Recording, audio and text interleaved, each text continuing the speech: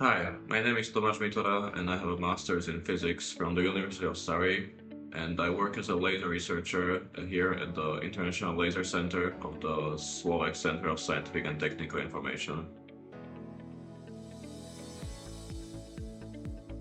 An acquaintance of mine that has previously worked with the LLC has heard that I was looking for work in a laser-related field, and he recommended that I should apply here, and here I am now. I would say I've grown more well-rounded. Working in photonics is not really a single field profession, and during my studies I've mostly focused on lasers. And coming here and being mentored in material sciences, optics, coding has really broadened my opportunities.